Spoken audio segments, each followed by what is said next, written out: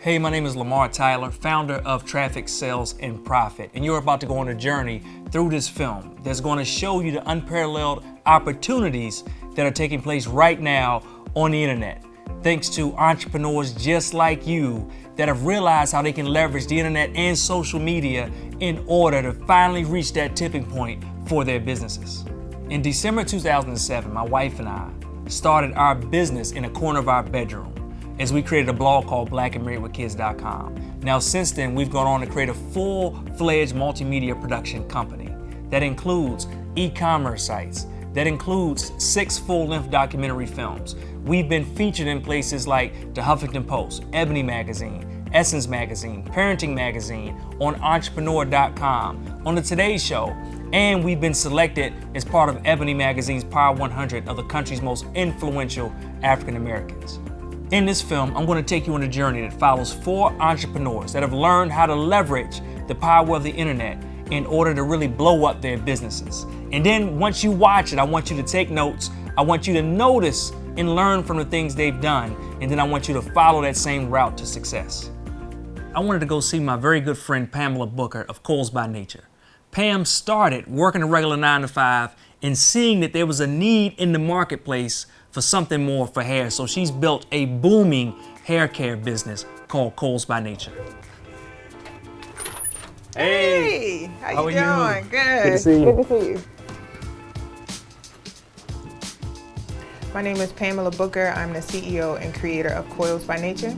Coils by Nature is an all-natural hair and skincare company. We are vegan certified and cruelty-free certified company. People often talk about, I want to build this thing on the side and I want to leave my corporate, my 9-to-5. Like, was it scary? Was it exciting? Did it work out the way you thought? Was it like, oh snap, what am I thinking? What was that process like for you? On November 12th, I thought, okay, tomorrow's my last day of work. I'm good. But then I had an anxiety attack. Like, I started freaking out. Like, I'm about to quit my job. I was about to send them an email like, psych, I'm just playing. I'll stay with y'all for a couple more years. I'm good. But I just prayed about it. And then I felt like a sense of comfort.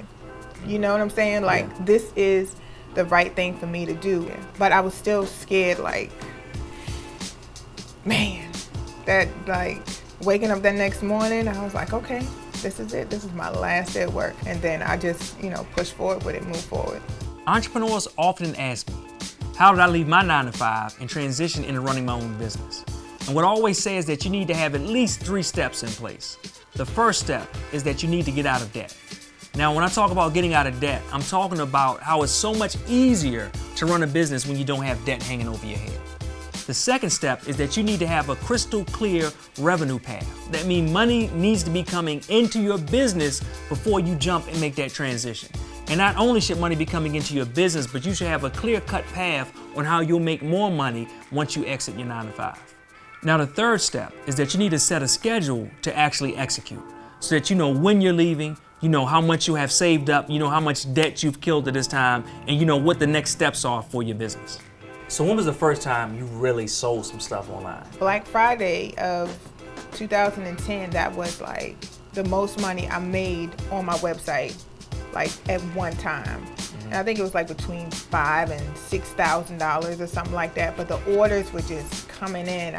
I was actually here in Atlanta and I turned my sale on and then like I took a nap or something, and then I woke up and my phone is like, the PayPal notifications coming in, and I was like, hold on, I need my computer.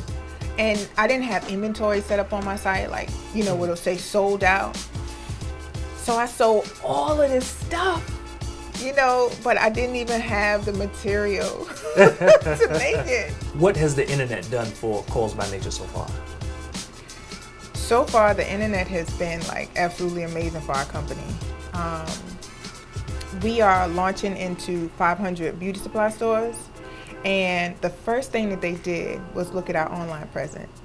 Like when we went to the meeting, they had a packet, and they looked at our social media, they looked at our website, and it was amazing to me. They looked at the reviews.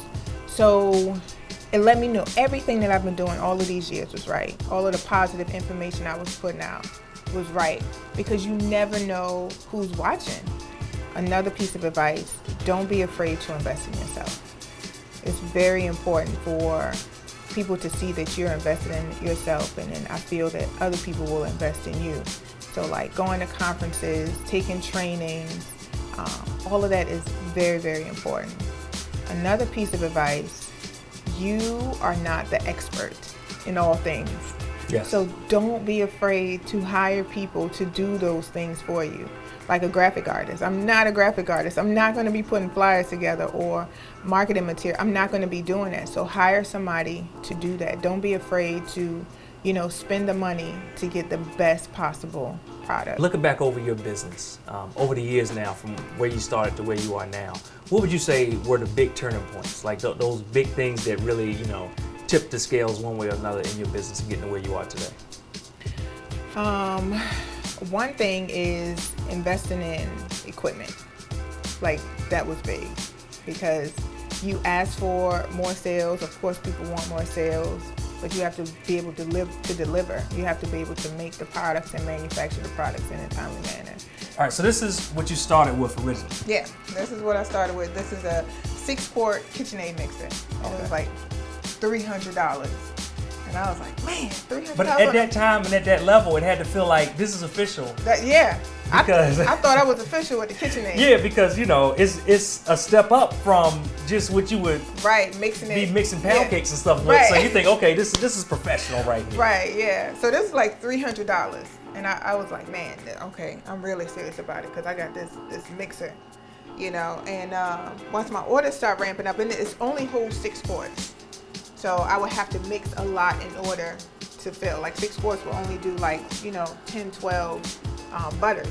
Okay. And then found this big boy. This is a Hobart. We got this for $1,200. And at the time, that had to be... That was big. That was like, one of okay, we spent $300 on the last one. We're spending $1,200 on the new one. Like, we're going to get this money back. We're making enough product. Right. So that was a big investment. We put it in a back of a van. We rented a van and brought it back up to DC. So going from the KitchenAid to going to this, what did the increase in production look like? From how many bottles do you think, how many bottles? Oh, this does like about 50. Okay. 50 to 60 okay. in one batch. So, but it does it quicker. So what I can do in an hour, it took like 3 hours in the KitchenAid, and it produced less. What Pamela has done has created a great plan to invest back into her business.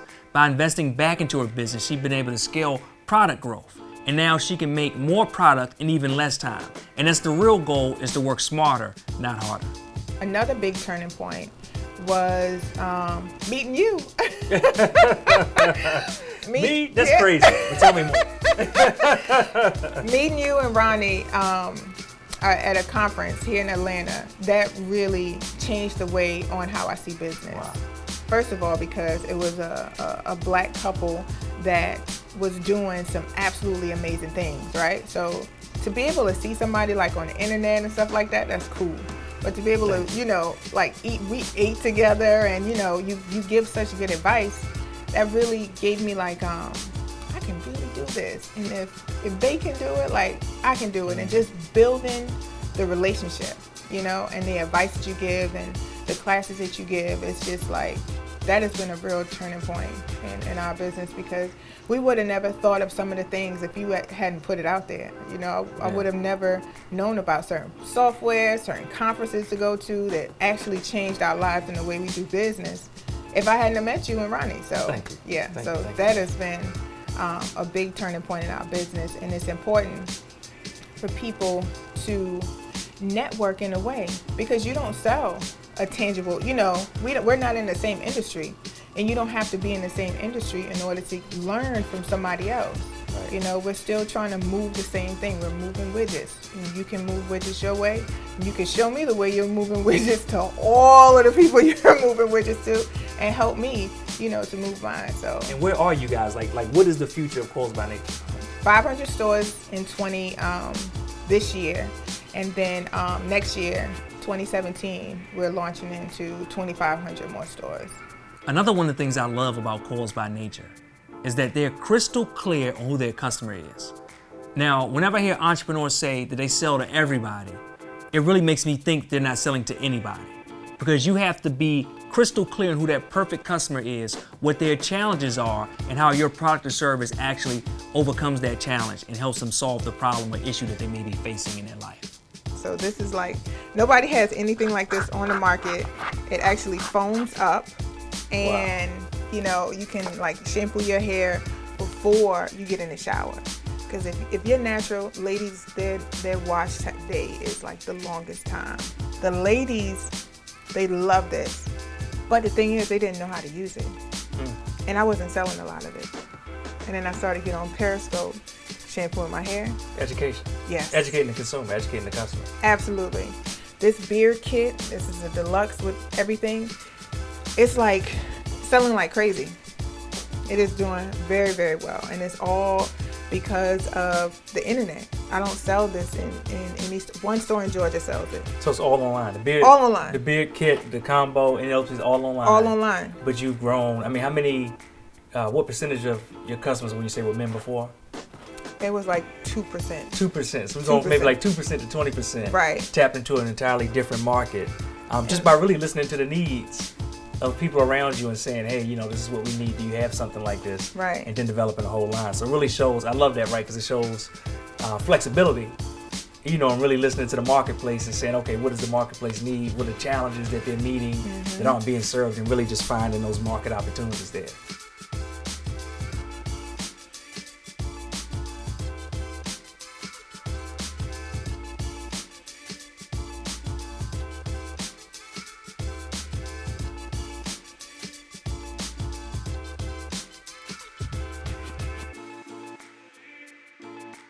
When I talk about social media with business owners, I always talk about my 4 C's. Now, the first C is that you have to have great content. Now, we always hear that content is king, and it really is. You have to lead with great content information that you're actually sharing. The second C is that you have to be consistent. You have to be what? Consistent. That means that people can depend that you're going to post this content on a regular basis, and then they begin to actually look for it. The third C is that you have to be creative, and your creativity helps you cut through the clutter. And then the fourth C is that you have to create a culture. And this is part of your brand and your brand story, is that online through social media, you create a culture. And when you create a culture, that's when you begin to build a tribe or a community around whatever product or service that it is you have. Hi, I'm Marie Dene, owner, founder of The Curvy Fashionista, your resource for all things plus size fashion, news, trends, and lifestyle, and welcome to my office.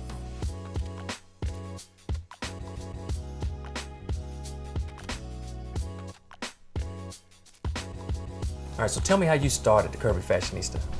The Curvy Fashionista was actually an accident, or not a main focus. I just finished up my MBA in marketing, and I was going to open a plus size boutique. And The Curvy Fashionista was a space where I would collect all the information, resources, where to buy, what to buy, and some of the tips that I have picked up throughout my years in retail. So it changed, or I realized there was something there when I actually received my first piece of clothing. I realized that there was a transaction, but I didn't understand what it could actually lead to. And from there, I just started continuing to grow and write and produce. And when I started getting responses, that's when I realized I was onto something. Blogging can be a full-time business. And there are even trade conferences like Bloggerlicious and Blogging While Brown that specifically speak to bloggers of color. When I talk to bloggers, I always like to talk about the fact that they need to have a path or a funnel, so to speak, that turns readers into customers. Now, when I look at that funnel, what it looks like for me and what I encourage others to do is to have 3 steps, and I call them my ACC approach. The first thing you want to do is you want to attract those readers to your site. The second thing you want to do is actually capture their information when they get there with at least their first name and email address. And then the third thing you want to begin to do is convert them.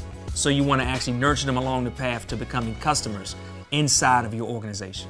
I ended up moving home and really focusing on building the brand. I didn't have, I'm not married, so I didn't have like a partner to lean on or to hold on to. And so I ended up moving home. And that was probably the best thing, because that following holiday season is when I got my gig with Chevy. and helping them launch the Chevy Cruze. And that for me really let me know that there's something really big about this space. And I was like, holy cow, this paycheck, this car, like, whoa. And you actually got a car. I got a car. Like, my car is still outside. I'm still a Chevy Cruze driver. Love my car. Her name is Peaches. I ride her so you got Peaches and a check. Yes. That was a great campaign. It was an amazing campaign. Until this day, it's been like the top campaign that I can't top that yet. Sure, there'll be some other things out there. I'm not gonna cut my blessings off that way, but that was probably the highlight that I remember that really kind of opened my eyes to the variety of opportunities that are out there. With this office, it's a dual purpose. So for me, this is where I do my videos. This is where I've been trying to find out a different way to connect with my readers. So video has started to become kind of fun. I'm a little bit of a goofball. I don't take myself too seriously sometimes. Sometimes I can be real serious, but try to have more fun with it. And it doesn't always read through writing of posts. So video is a new channel that I'm trying to really focus on. As I receive merchandise, a lot of times I'll receive more things than I can actually always wear. Okay. So if I'm doing a video and I'm doing like 5 new things added to my closet, if I'm doing accessorize to maximize and I'm talking about shoes, I may pull out like this jacket, right? Okay. This is a jacket from Lane Bryant. I'm an affiliate of Lane Bryant. Okay. So I'll put on the jacket in the video. I will twirl around, bust a little move, and then I will also include the affiliate links in the video. Okay. And or in the description of the video, which allows me another way to kind of bring in revenue off of the videos. Okay. So it's like a win-win because you're sharing things that you really like and that you love with your audience. It's things they get a chance to pick up. And then by doing that, you get to drive more revenue into the business, which gives you the ability to not only maintain and sustain your brand, but also build your brand so that you can thereby offer more videos and more to your readers. What Marie has done that's vital if you want to be a full-time blogger has expanded her revenue and broken them down into multiple streams of blog income. Now, the reason it's important to have multiple streams of blog income because if you just focus solely on advertising, where you place banners or some type of placement for another brand or agency on your site, then your site's revenue is totally dependent on what those brands or agencies do. How many ads they have to sell, how many people are they reaching, how much are they actually paying you, and in essence, what you've essentially done is create another job for yourself. Because then you're totally dependent on what those agencies or brands that are paying you want to do. What type of content do they want you to create? Or when are they even going to pay you? Is it net 30, net 60, net 90, or even more? And recently, companies that were working with bloggers have gone out of business and even gone bankrupt, owing bloggers thousands and thousands of dollars. So you don't want to get caught in these situations. What you want to do is create multiple streams of blog income. That way, if one stream dries up, you have others. Now, what are some of those others? It can be physical products. We sell things like books and physical DVDs. It can be electronic products. We sell ebooks and electronic courses and membership sites. It can be speaking. It can be freelance writing and a host of other things that provide you multiple streams of blog income. So tell me, where is the future of the Curvy Fashionista going? So eventually, headquarters. Growing out of here into like a space like yours.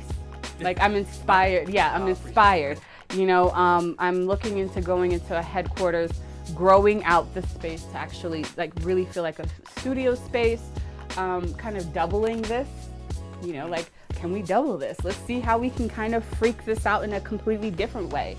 And build the team, grow the team and expand. I want to kick out more content and do more partnerships and bring in a team. I want to look at how I can scale the brand and in order to do so, I have to scale where it's produced. All right, so what advice would you give to an entrepreneur that's just starting, just coming online, someone that says, hey, I want to be a blogger. I've seen Marie, I've checked out the Curvy Fashionista. Like, this is the life I want to lead. I can do it. What advice would you give that person? So if I were to give advice to the person who is just starting out or who's seen bloggers, understand that each person's path is different. You have to be patient. You're gonna be hungry, literally hungry. There are gonna be days where all you're gonna have is top ramen. It's not always as glamorous as it looks. You're seeing the finished product, you're not seeing the late nights, early mornings, the struggle, the hustle behind that. So understand that these things are real and you have to be ready for that because not everybody's built for that, right? And so if you are ready for that, then and understand what it really takes. Like, you never know how strong you are till your back's up against the wall. And being an entrepreneur in this space really tests your nerves, tests your strength, tests your faith. You have to be ready for that. And also understand that it takes time. You can't just set up a blog in a year and think that everyone's gonna know you. I mean, you may get that like stroke of luck, but for the most part, you have to build. The people whom you're seeing now, I'm 8 years in. And people are still just learning who I am. So for me, I still have a long way to go. You know, I'm not resting on any of those laurels and any of the successes I've had. For me, it's still a hustle. It's still a grind. But now it's just different. The strategy is different. The picture is bigger. You know, I'm looking at longevity, legacy, what I can leave and build. And so with that, the struggles are gonna be different now for me. But I'm ready for that. I understand that. And I think that's where a lot of people become disillusioned. They want to hurry up and strike it rich. But then now what? You have to kind of get that foundation laid and understand who you are, what you're trying to do, because without that, you can easily just become another blog that just started and ended.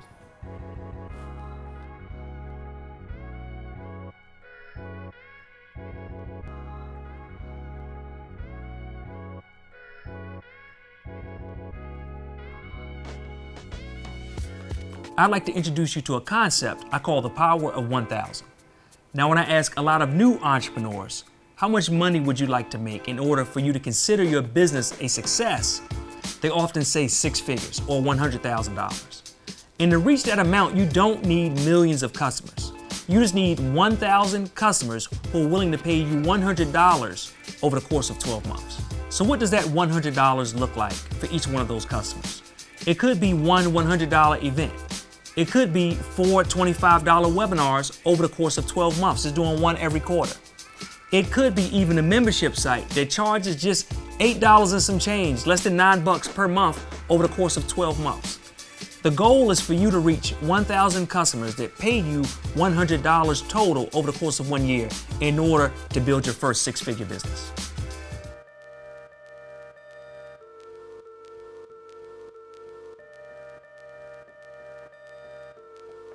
Hi, my name is Gabrielle Goodwin. And I'm Rosalind. And me and my mommy solved the age-old problem of disappearing girls' hairbreads by inventing the double-faced double-snap barrette. And how they work is they have 2 faces, so you can see the design both ways, and it has teeth and craters to trap the hair. So you wrap it around the center strip, and you snap one end closed, and snap the other end closed, and it doesn't come out. It all began when my mommy got on Twitter and vented how my bows wouldn't stain my hair. Many moms agreed, and our pastor saw the tweet and said, "Sounds like a market you need to break into." And my mom told me, and I was 5, so I kept asking her every day, "When are my bows coming?" And I kept pushing her, and we started the idea. I thought it was more like a science project. The most that we could probably accomplish was maybe selling the idea to someone else and then getting them to name it after her, but never envisioned going into business. Originally, I just thought we'd put up a website, sell the product to a couple of friends, because we only had about 500 samples. Then I could take that data and go back to the company we were trying to sell it to, and then try to convince them and beg them to buy our idea. But within 30 minutes, we had our first order, and it was someone who was not our family or a friend in particular that we knew very personally. We put out a video on Facebook, and then within a very short period of time, we had over 1,000 hits. And orders started coming in really from all over the country. So that was the first sign that, wow, we're in business. What Gabby Bowes has done is leverage social media in order to tell and share their brand story. This has allowed them to receive tons of press in just 2 years of business. They've been featured in Kiplinger's magazine, on the Time Joyner Morning Show, on The Real, which is a nationally syndicated television show. They've been featured on the Today Show and countless other platforms, all because their brand story, the amazing work that they're doing, and the amazing things that they accomplish are all front and center via social media. When did you realize the power of selling online and using the internet to really use it as leverage for your business? Well, within 6 months of starting, we were offered a pilot project with a local retailer that had stores in South Carolina and Georgia. So we, within 6 months, had Gabby Bowes in 40 stores, which was unheard of. It was not something that we were even trying to pursue. They came to us. So we were suddenly in business and then suddenly in retail. And we grew the business really depending on retail. At that time, retail was probably 60 to 70% of our revenue. And there were some corporate changes that happened with this retailer that in the process of time, we were not able to keep our Bowes in that store or in their 40 stores. And then all of a sudden we were just, 67% of your business, we didn't really have any other business established outside of that. So I knew at that time we really needed to focus on online sales, although we had not really focused on that before. And just focusing on that in the past year, we've been able to increase sales by almost 300%. And now retail online consumes more than 90% of our business. And we've been able to ship Gabby Bowes to 48 states and 8 countries. Tell me about some of the things that you do in the business. I do inventory and the lead saleswoman at meet and greets and vendor shows, speak at kindergarten graduations, school career days and assemblies, help with sales taxes, and write thank you cards to people who order our Bowes online. People run into us and they're always like, oh wow, I've seen you on Periscope, or oh wow, I've seen you on Facebook, Facebook Live, Instagram, every social media. They're just like wow, I'm meeting you in person right now. So it's a lot of stuff is about social media at trade shows. Okay, Rosalind, so tell me what we have here. This is our warehouse. Well, obviously boxes, but besides boxes. This is our warehouse, formerly known as our dining room. And this is one of the ways that we're keeping our costs down to make sure that we can deliver a great priced product to our customers. So instead of purchasing storage space, we're just gonna grow out of our home until we can't do it anymore. One of the things that Rosalind and Gabby have done a great job of is something that oftentimes trips up many new entrepreneurs and small business owners. For a lot of companies, the mistake they make is that when revenues go up, spending goes up as well. What Gabby Bowes has done, while revenues have gone up, spending has remained low, so that increases the actual profit margin in between. And when we joke when we meet people, and where were you 10 years ago? We're like, well, she wasn't born yet. So they're really excited that it's a product that's solving a problem that people have had for. I mean, my mom had the problem with me. Her mom had the problem with her, and no one's ever really said, okay, well, let's just stop complaining about something and let's fix it. And she's really turned into a celebrity. Oh yeah. Like a young business celebrity in her own right, Because I know you told me Yes. when you guys do trade shows, people are coming just to see her. They are. They want to meet Gabby. They've seen her on social media some type of way through the internet. They maybe seen her on TV because we have had our national television debut on The Real. We've been on the Tom Joyner Morning Show, so we were on our first nationally syndicated radio show as well. And we were in Kiplinger magazine, which is our first national print magazine. Okay. Congratulations. Thank you. All that happened just this year. We're just really blessed. Could you have imagined this? Like when you guys first started, when it first was just, oh, no. It started with a Twitter rant, and now it's her like doing keynote speeches in expo halls in different states, not even here in South Carolina, but like traveling across the country to speak and empower. So just as a mom, that has to make you feel a certain way. It does make me just feel amazing. It makes me feel amazing, makes her dad feel amazing, her baby brother feel amazing. And I always say, no, I didn't see that, I didn't expect that. But Gabrielle is really quick to interject. She said, I did. Oh, wow. She really knew it was going to be big. From a very young age, I really like I said, I thought it was going to be like a science project. Maybe we could sell it, put some money away, and that would be it. I never thought. And that's why she that was we'd on be in you. entrepreneurship. That's why she didn't let go, because she said, I know this thing is going to be big. I'm not going to let you mess this up. We're going to get on this. You have to listen to your children. So if someone is thinking about starting a business and they say, wow, I'm inspired. I've had this idea. Maybe my son or my daughter or my husband has had this idea, and now we're ready to finally get going. What advice would you give to them? Take the first step. A lot of people get stuck on the thought. They get stuck on the thought. They just become mesmerized by how big the task is about thinking about starting a business, about becoming an entrepreneur. They're already thinking about funding and capital. Like, that's many steps down the line.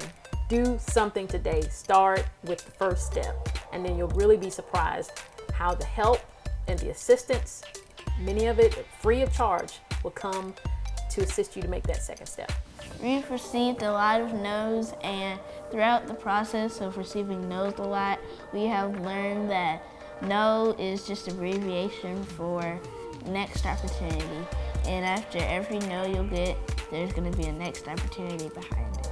So my advice is to work hard, try your best, and never give up. What's your dream for Gabby Bowles? Where do you want this to go? Where do you see it in the future? My dream is to do the business with my daughter like my mom did with me, and I want to grow the business more. In today's economy, you must have a presence online. And when I talk about a presence online, I'm talking about the fact that by the time many of your customers reach you, they've already made a purchasing decision. Now, all you have to do at that point is just not mess it up, because they've done research, they know about you, they know about your company, they've looked up reviews, they've checked social media handles, they've checked social media for complaints. So all you have to do is don't mess it up. So this is the importance of having a strong social media and online presence so that your brand speaks for itself even when you're not there.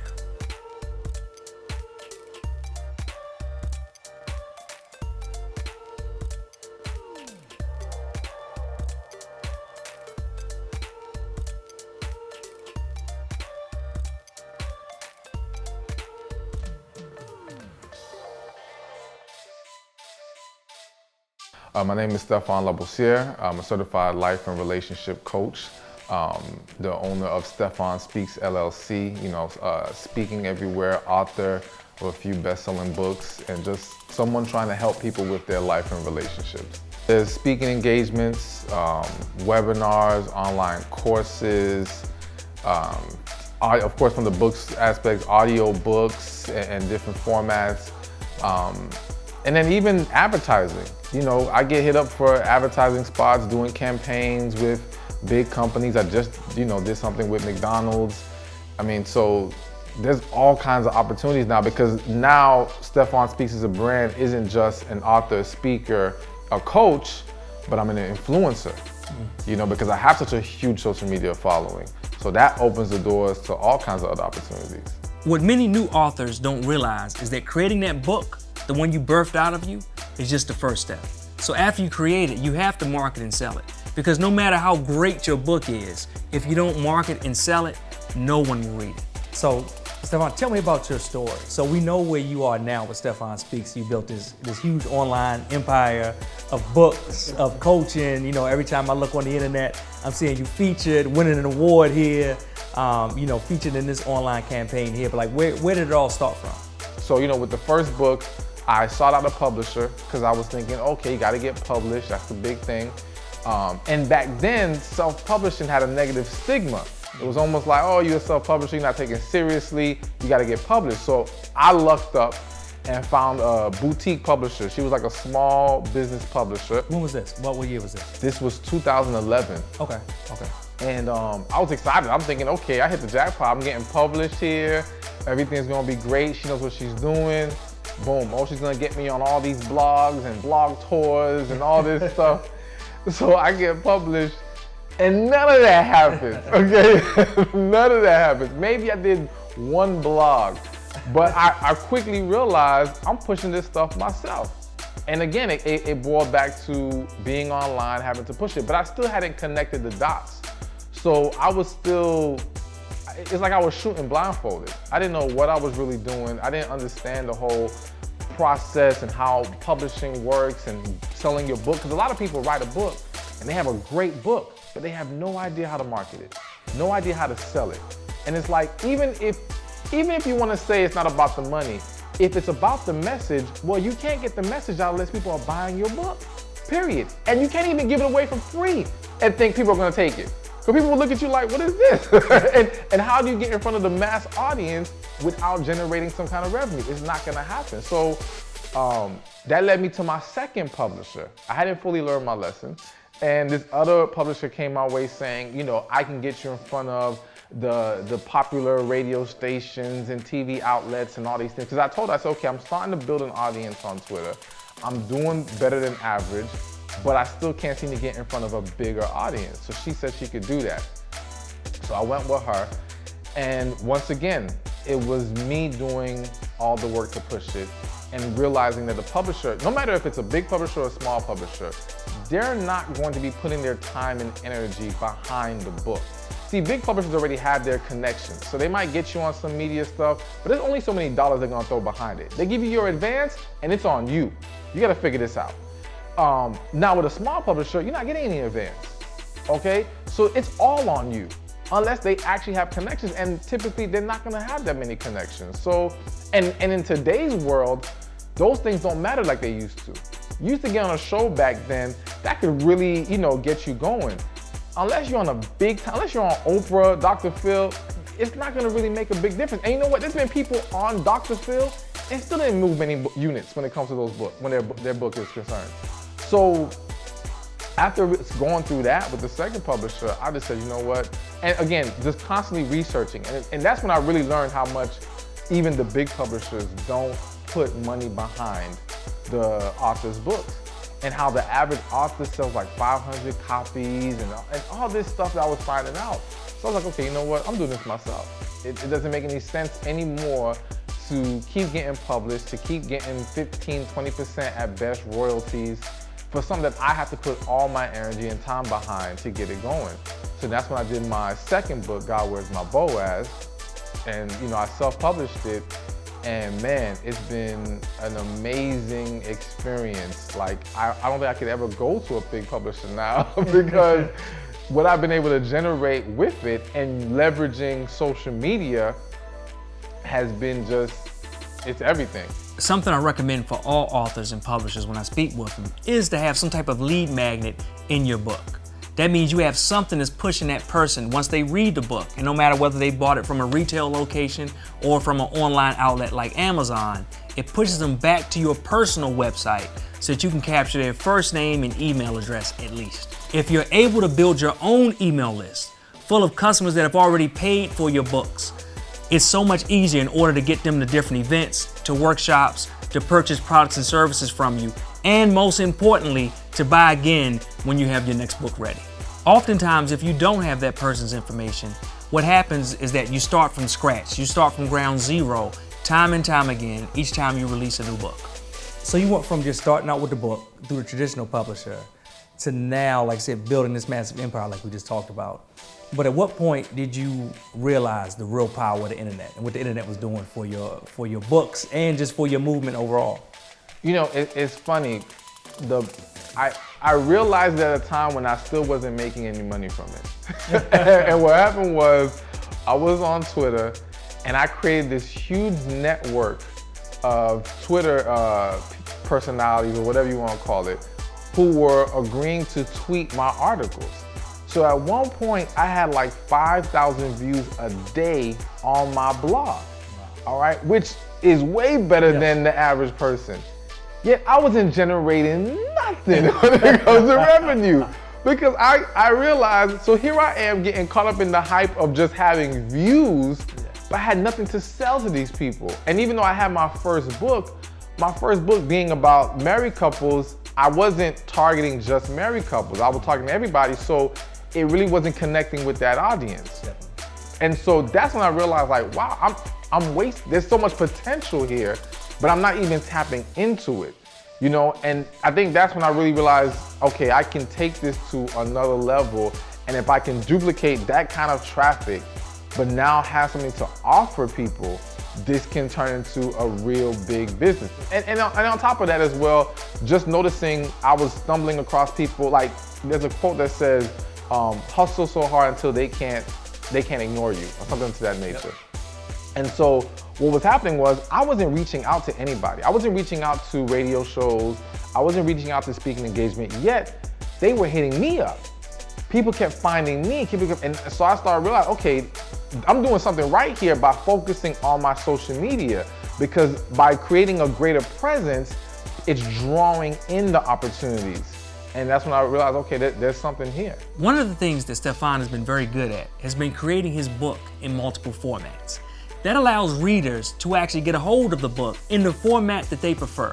Now, a mistake that many entrepreneurs make is to only create things in the actual format that they themselves like. So if I love paperbacks, all I'll produce is a paperback book. But what Stefan has done is he creates it in paperback, ebook, and audiobook formats so that his customers and consumers can take a hold of the book in whichever way they prefer. When you release a book or product now, like what does that look like compared to how it used to look years ago? Like when you do a book, a lot of people I see, they'll just drop a paperback or they'll just drop an ebook. No, forget that. I'm dropping ebook, paperback, audiobook. I'm making sure all three are there because all three can generate revenue. Just really getting advertising in place, leveraging social media advertising, Facebook ads, things of that nature, getting that ready, seeing what other products I can add or upsell with that book, as well as maybe even a free lead-in to that book to generate more emails so I can add them to my email list and have more customers to advertise to, so to speak. So yeah, those are the type of steps I take now that I didn't realize before, now that I understand how the business works. I encourage my authors to really think about what else can they sell around the book. Don't think of the book as the last step in the actual sales process. Think of it as just the very first. So once they come to you, it's not just about getting that $10, $15, $20 sale, but if they love the book, can we maybe sell them on a training, maybe on an online workshop, maybe on an in-person workshop, or perhaps we take them along a full path of all of these things. So now that $10 or $15 purchase has turned into hundreds or even thousands of dollars of revenue in our business from just one potential reader. So if there's an entrepreneur that's watching this, right, and they say, I have a book or I have a course or maybe I even got a brick and mortar store, but I don't have time for the internet, or I don't see the value in the internet, messing around, I'm not playing on the internet, I got stuff to do. Like, what would you say to that person? You're tripping. That's the first thing I would say. Like, you can't ignore the internet. The internet is, forget the internet, social media is not going anywhere. It is the wave of the future. You better get in now. Because when I look back, I always say, man, I wish I would have got on Twitter sooner. I wish I'd have got on Instagram sooner. I wish I'd have pushed my Facebook sooner. You don't want to feel like that. Now, it's still never too late. You can still jump in, you can still grow your audience, but don't think for a second you can just ignore it. I mean, you can choose to, but you're leaving a lot of opportunity at the table if you don't take advantage of social media.